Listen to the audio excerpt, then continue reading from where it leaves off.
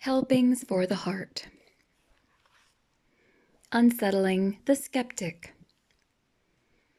One of the most fascinating incidents coming from the annals of a past generation tells of the remarkable conversion of two great men who were avowed skeptics.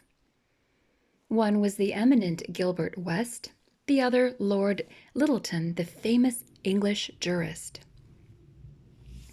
These two men agreed that Christianity should be destroyed, but they also agreed that in order to destroy it, two things were necessary. They must disprove the resurrection of Jesus, and they must discredit the conversion of the Apostle Paul. They divided the task between them. West would assume responsibility for the resurrection, and Lyttelton would care for Paul's experience on the Damascus road. They would give themselves plenty of time, a year or more if necessary. But when they met again to compare notes, each found that the other had become a strong and devoted Christian. Each testified that a remarkable change had occurred in his life through contact with the risen Christ.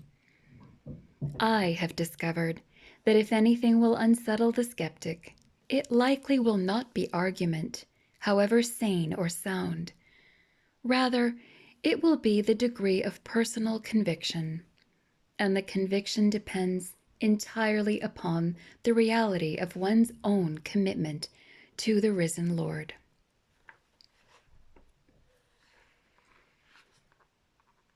Out of the blue. A young opera student in Munich was practicing a role one day in the garden of his boarding house. He was singing the lines, "Come to me, my love, on the wings of light." Just then, to his utter amazement, a young lady dropped out of the sky and landed at his feet.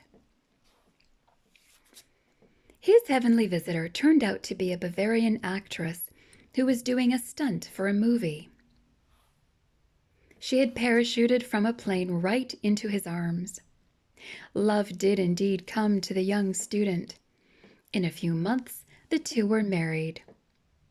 That certainly was a remarkable encounter. Most of us realize that spouses don't normally drop out of the sky into our arms.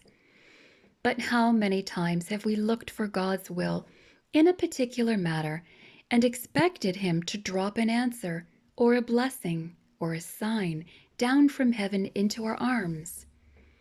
He just might, but we shouldn't expect that this is the usual way He works. He will lead us, but He asks us to listen to His voice in His word and follow.